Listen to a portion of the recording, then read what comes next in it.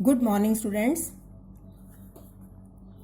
In Unit 1, Exercise 1.2, there is fundamental theorem of arithmetic.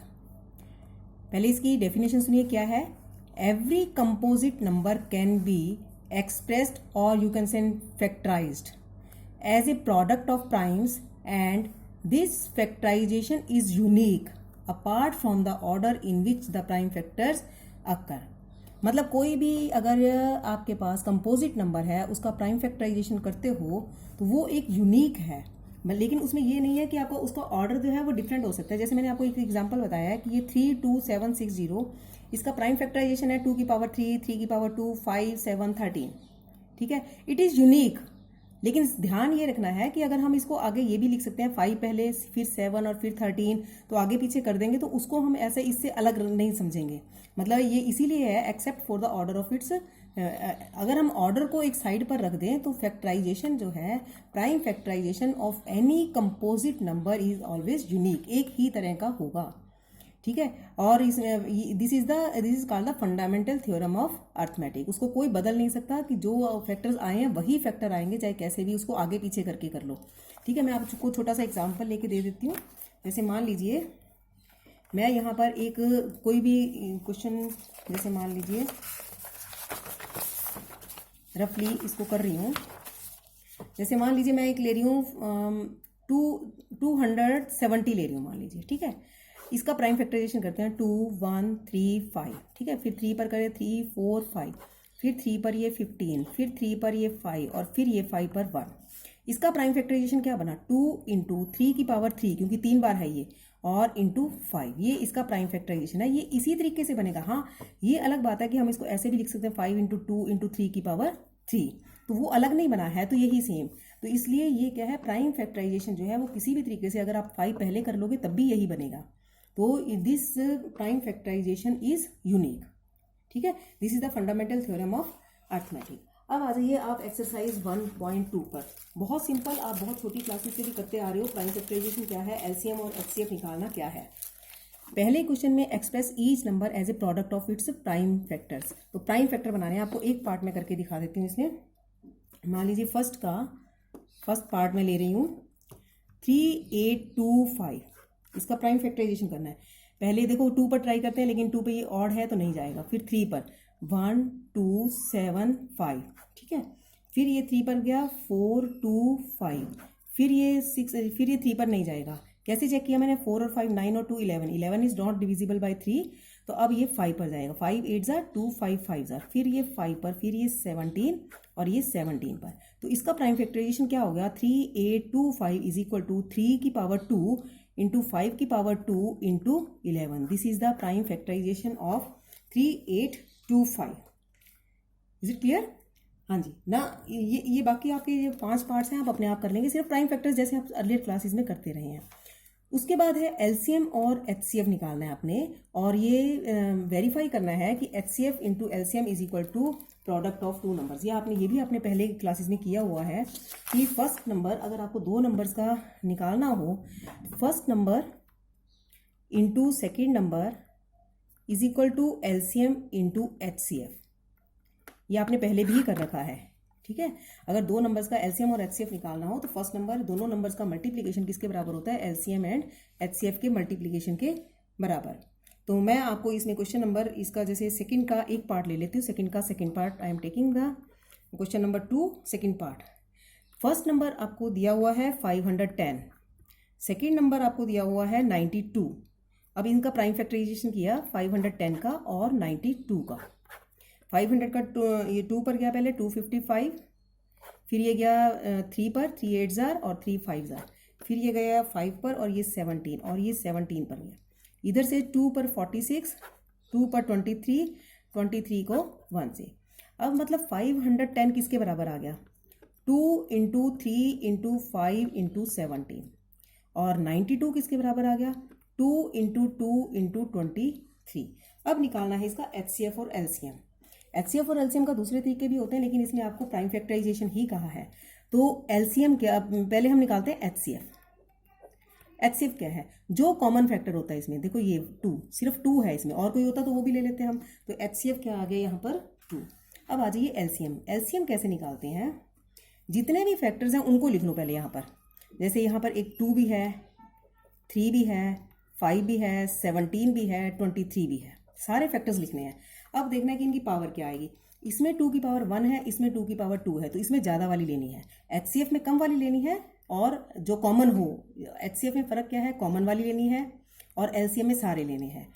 HCF में जो minimum power है, यहाँ पे जैसे 2 है, यहाँ 1 है, तो पहले मिनिमम पावर ले ली, और इसमें मैक्सिमम वाली। अब 3 की पावर यहाँ भी 1 है, यहाँ 1 ले ली, 5, 17 सारे लेने के बाद ये मल्टीप्लाई किया तो यहाँ पर आ गया 2, 3, 4, 6, 0। This is the LCM and this is HCF. ठीक है, अब हमने प्रूव करना है first number into second number. क्या है, 510 इंटू 92 मल्टीप्लाई करके ये आ रहा है 46920। ठीक है, इसी तरीके से एलसीएम इंटू एचसीएफ अगर हम करते हैं तो क्या आ जाएगा, एलसीएम क्या आया है आपका 23460 इंटू एचसीएफ क्या है 2, तो ये आ गया 46920। ये भी हो गया और ये भी हो गया। तो first number into second number is equal to LCM into HCF. ठीक है, ये आपका क्वेश्चन नंबर 2 हो गया। एक पार्ट मैंने कर दिया, बाकी कर लेंगे आप अपने आप, बहुत इजी है ये।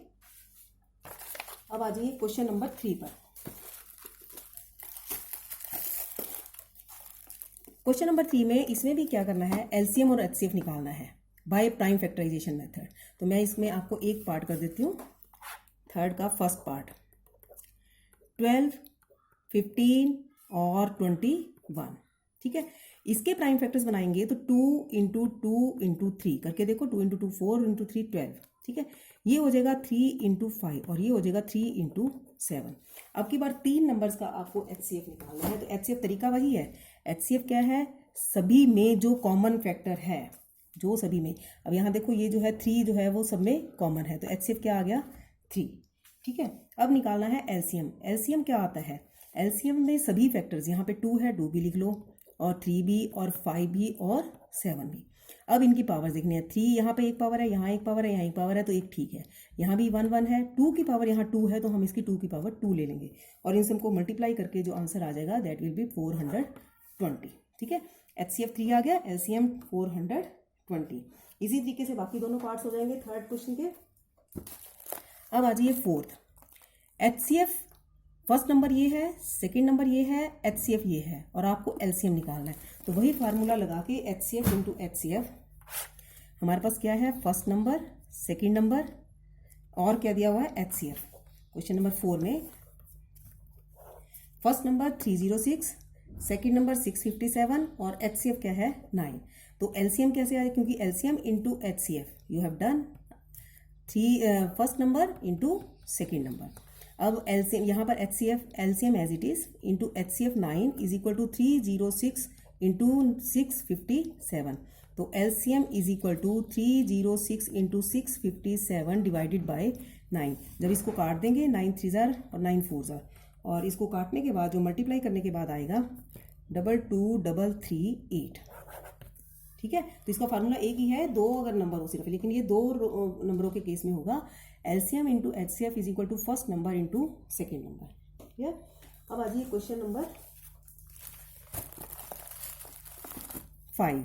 क्वेश्चन नंबर 5 में मैं आपको किया हुआ दिखाऊंगी, क्योंकि देखो 6 रेज़ कोई भी नंबर को का एंड 0 कब होता है। देखो हम कहेंगे जैसे नंबर ये 40 है, 60 है, 80 है, 800 है, 200 है, इनका एंड वाला डिजिट 0 है। तो जब हम इसके प्राइम फैक्टर्स बनाएंगे तो हर हालत में 5 और 2 दो फैक्टर जरूर बनेंगे।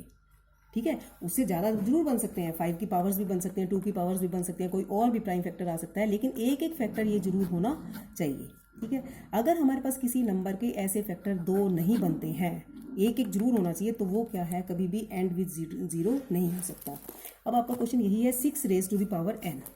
अगर हम 6 रेज़ टू पावर n लिखते हैं तो इसका प्राइम फैक्टराइजेशन करेंगे 2 इंटू 3 की पावर n, मतलब 2 की पावर n इंटू 3 की पावर n। 2 की पावर है 3 की पावर, अब यहाँ 2 तो है लेकिन 5 नहीं है, जबकि दोनों का होना बहुत ज़रूरी है। एक एक फैक्टर दोनों होने बहुत ज़रूरी है। जब तक ये दोनों एक एक फैक्टर नहीं बनेंगे तो ये जो है 0 से एंड नहीं हो सकता। ठीक है, जैसे मैंने ये किया हुआ मैं दिखा रही हूँ आपको। But in this prime factorisation only 2 is there but 5 is not the factor. Thus, there is no natural number n for which 6 raised to power n ends with the digit 0.